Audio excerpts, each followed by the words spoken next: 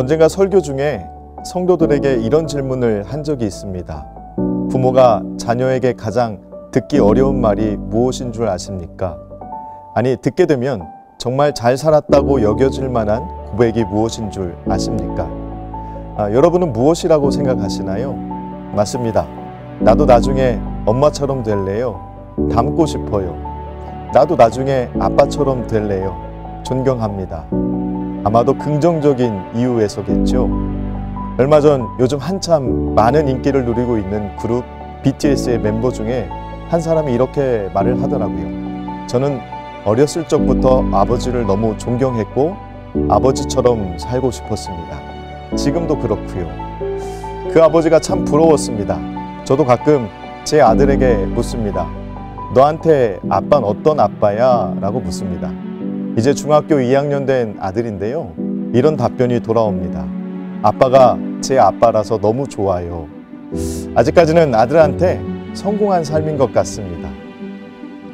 성경에는 우리가 존경할 만하고 닮고 싶은 사람들이 너무도 많습니다. 그들의 공통점은 어떤 상황 속에서도 하나님을 찾았고 의지했다라는 것입니다.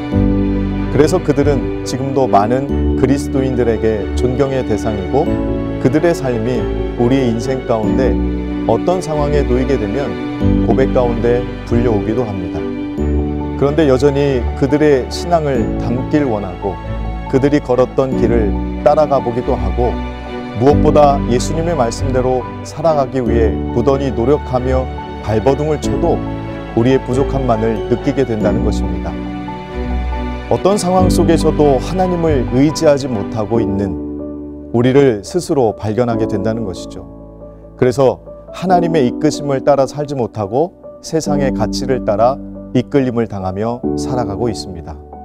이유는요, 아직 십자가가 내 삶에 들어오지 못했기 때문입니다.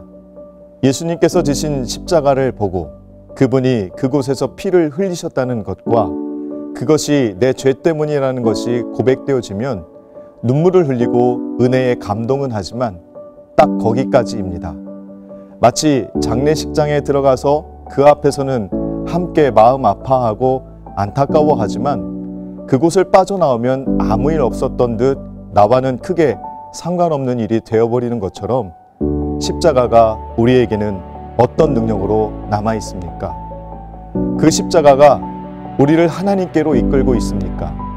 예수님께서 지신 십자가가 우리 신앙의 상징으로만 남아있기 때문에 삶에서 복음의 능력이 더디게 나타나든지 전혀 나타나지 않는 것입니다.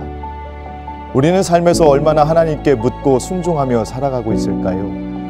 순종하는 삶은 신앙에 있어서 매우 중요합니다.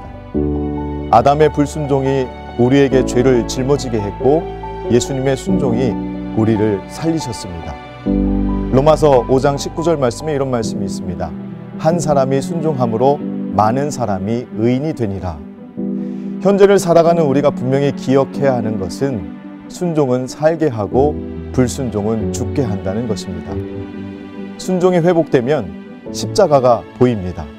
십자가가 보이면 하나님이 이끄시는 삶이 복된 삶임을 경험하게 됩니다. 복음이 우리 안에서 살아나게 됩니다. 2000년 전 성령의 임재를 경험하고 비로소 십자가의 능력이 그들 안에서 회복되었을 때 그들은 가만히 앉아 있을 수 없었습니다. 우리가 보고 들은 것을 말하지 아니할 수 없다라는 고백이 그들의 입술에서 터져 나왔습니다. 여러분 안에 복음의 뜨거움이 살아나기를 기도합니다. 그래서 주를 따르는 삶이 복된 삶이고 하나님을 기쁘게 하는 삶임을 경험하게 되기를 축복합니다.